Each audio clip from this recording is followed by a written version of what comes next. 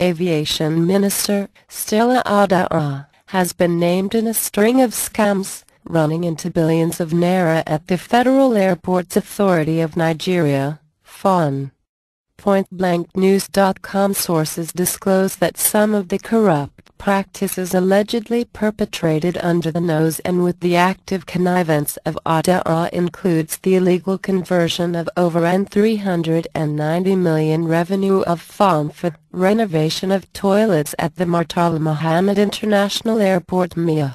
Other scams are N40 Billion airport remodeling program, per project, which is no budgetary provision, N228 million approved for the service of 2 power generating sets, N140 million approved and collected for staff training that never held, and an alleged N1 billion lodged under phony circumstances at Chase Bank. The payment was due from the advertising concessionnaire AfroMedia. The deal was allegedly carried out without following due process of approvals from the Ministry or the Federal Executive Council, which would normally approve spendings above 50 million naira. In order to cover up the fraud, the concessionnaire was mandated to pay directly the revenue due to FAAN to another company for the renovation, claiming in its books that it was a corporate social responsibility project. However, the lid blew open when AfroMedia was requested to pay over 1 billion naira due to the agency by the commercial department of FAAN, and the company claimed to have made a part payment to a third party for renovation of toilets, in a deal unknown to the management, but reportedly approved by the MD. George Uriesi.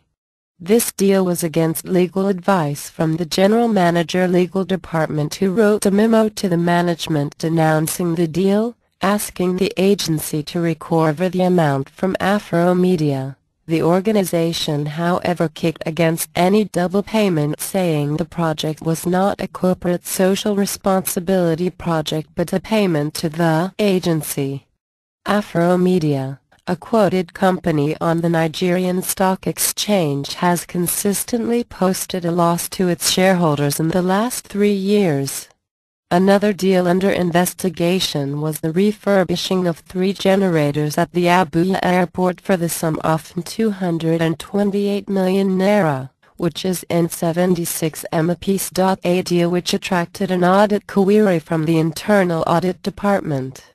The management approved the refurbishment of the generators by Julius Berger, Nigeria, despite a quotation to supply a new generator of same capacity for 55 million from John Holt, a reputable vendor in Abuja.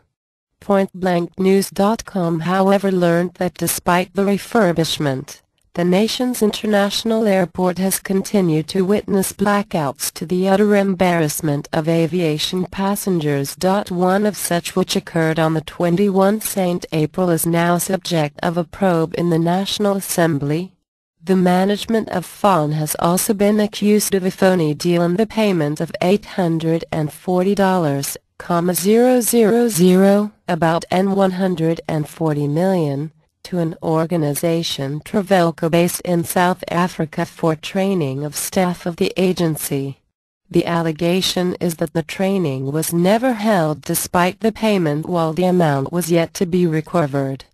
Sources close to FAAN confirmed that the agency was linked to the managing director, and stakeholders wondered while the training in South Africa for the huge amount when the agency had a training deal with an organization in the United States for free.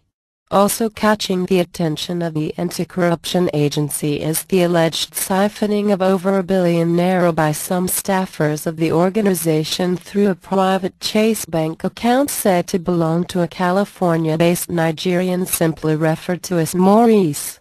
The FAAN is said to be relying on bilateral agreement with the United States authorities to assist in investigating the series of payment, and to this account said to be suspicious income from corruption.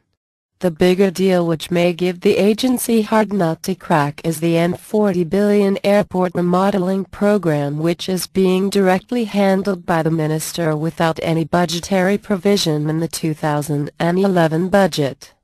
The remodeling was allegedly being financed from yet unknown sources, but sources told PointBlankNews.com that the CBN-based bilateral services account, BASA, may have been depleted by the minister to finance the so-called remodeling, which are being implemented without appropriation and due process certification by the relevant authorities.